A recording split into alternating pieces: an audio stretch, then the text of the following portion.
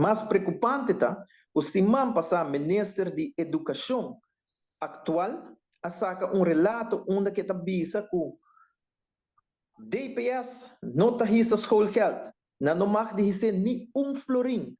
Então, já acaba, nós põe a escola não faz exercício, se não aumentar a quantidade de anmeldingen de alunos. Então, o que eu estou avisando com outra palavra, é maior, se você não tem placa para pagar, vem DPS. Ja? Porque na DPS, no schoolgeld aqui de mesma coisa, então, indirect, você está bezig te laga escola bloeddood. Ja?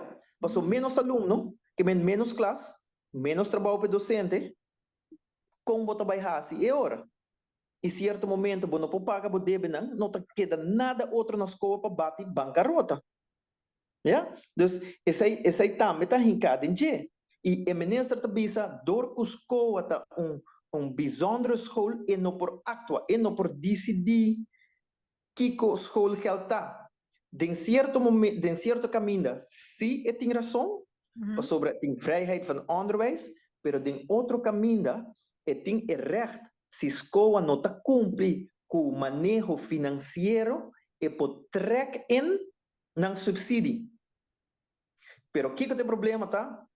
Que o partido MEP não está o ministro de educação, manager não está o ministério para manage, para zorgar para não ter problema. Então, essa aqui está louca na raia também, e está pensando o que botar raia com den tour fase de educação, está trancar.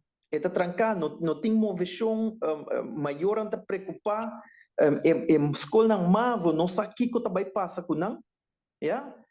Na EPB nós tem problema, na colégio nenhum rende não quer papel de G, pero educação está com trancar.